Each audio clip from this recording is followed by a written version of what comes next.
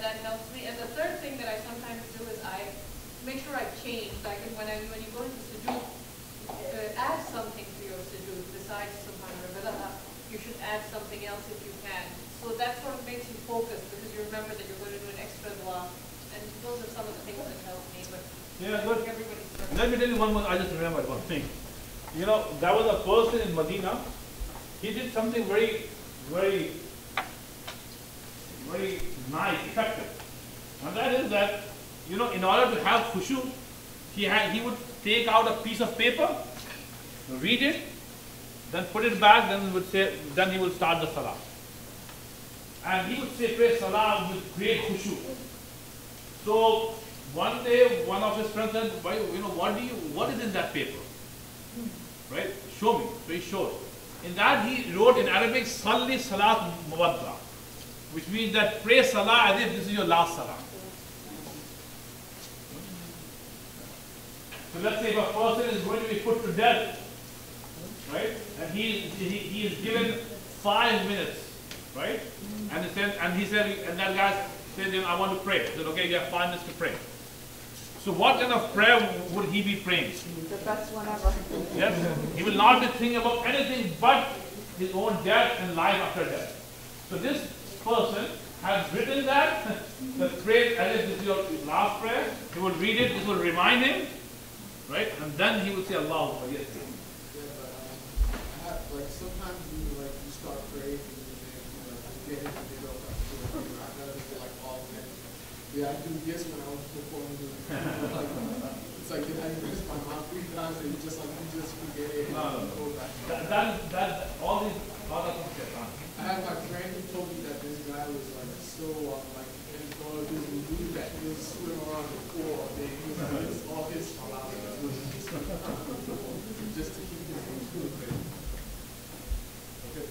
I think that. Yeah, what I want to add to build on what you said, sister, and correct me if I'm wrong, but everything you said I've heard before, and I've used it, and it has helped to keep concentration. But on top of that, because that shaitan, he tries to get you all to forget, they said that it's good to do and that burns the devil like crazy because he doesn't like the fact that you go down to do the stuff which is to do the forgetfulness because you're returning back to Allah, right? The consciousness of Allah being there. So that's wonderful. And it helps. It just helps to continue remembering that. how do you do that? Well, remember, tell us how you do that. If you vow to yourself that after salah I'm going to make 2-3 extra sajdas, right? Just to thank Allah subhanahu wa ta'ala for enabling me to that, that's fine. That's called sujood shukr. So shaitan didn't want that. When shaitan was kicked out of paradise, he said to Allah, La wala tajidu aktharum shakirin. You will not find people who will be thanking you. Thanking you. So when you do extra sajda or sujood for shukr, shaitan is like that. But keep on doing your best, sisters. I mean, brother, sister, it will come. And by the way, Allah doesn't want you to pray every salah with 100% khushu. In one hadith, Rasulullah said, Allah will forgive you if throughout your life, if you have prayed at just one salah, with that level of khushu that Allah wants. Just one salah. So you will not, you don't know when you will pray and you will not realize that, oh my God, I prayed. Allah knows that, well, today this person, it could be nafil salah, tahajjud salah, not necessarily first salah, right? But that day your heart was broken, that day you were grieved, that day your heart condition was so much that when you say Allahu Akbar, you were not thinking about anything but Allah, life after death and all that. And Allah liked it. And then you wept in that salah, then you shed few tears as well, and you were very close to Allah. When you went to sajda, you said Subhan Rabbiyal A'la, glory be to you, Allah. So you said all that in the deepness of your heart. And you didn't realize that these 2 rakahs were the ones that Allah was waiting to see from you. And but then it was written, Allah would have written that you are forgiven. Don't worry. but you will know this after your death. You won't know. So the golden rule is keep on trying your best. It will come one day. You know, just don't worry about that. Yes, sir. I heard from this shit that they say giving a session of knowledge is more rewardable than doing 100 rakas. Yes, right. Yeah. I mean, to learn knowledge, Yeah. that is better than voluntary prayer.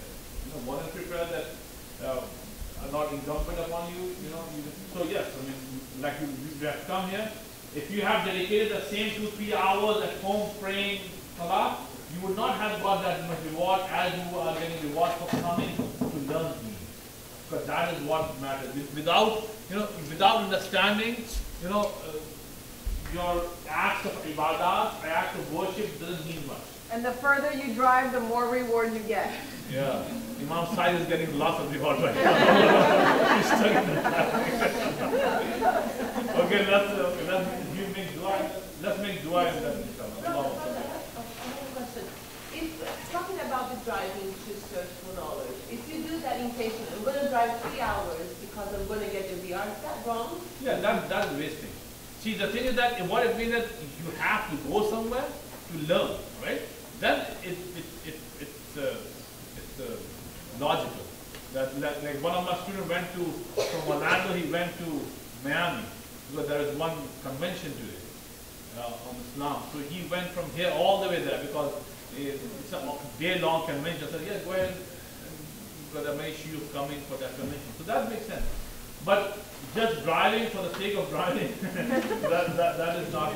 If you are going someplace, I mean, near or far, right, with the intention of learning deen, right? So Rasulullah said that every step that you take, right, and I will rephrase it, but with every turn of your wheel, because you're driving, you're not walking, you walk only from here to the car. So with every turn of your wheel, one of your sins is forgiven and your status is raised in Jannah. So that is the reward of striving to learn your religion. Same thing, like you said, it's better than praying nothing, voluntary salah. Okay, so let's make dua. Allahumma salli wa sallim wa barik ala sayyidina Muhammad wa ala alihi wa sallam. Allahumma tasna wa tasna wa barik rabbana wa ta'ala ya jalali wal ikram. Allahumma inna as'aluka 'ilman nafi'a wa rizqan wasi'a wa shifaan min kulli da'. ربنا هب لنا من ازواجنا وذرياتنا قرة اعين واجعلنا للمتقين اماما. ربنا هب لنا من ازواجنا وذرياتنا قرة اعين واجعلنا للمتقين اماما. Ya Allah subhanahu wa ta'ala, accept this class, accept the assembly here, all those who have attended this class. Allah subhanahu wa ta'ala, give them strong iman, give them strong faith, make them good Muslims. Allah subhanahu wa ta'ala, make them ambassadors of Islam in this country. Give them the ability to propagate deen in this country. Allah subhanahu wa ta'ala, accept each one of them, male or female, young and old, for the service of your religion. May Allah subhanahu wa ta'ala bless Imam Said and his wife, give both of them strength and wealth.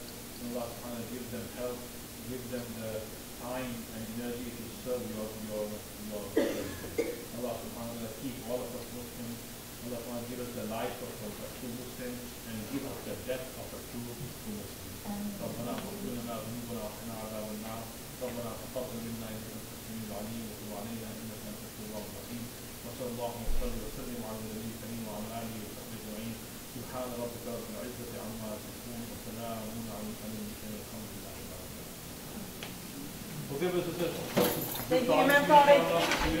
Thank you, Jazakallah khair for calling in for Imam Said. Yeah, that was good.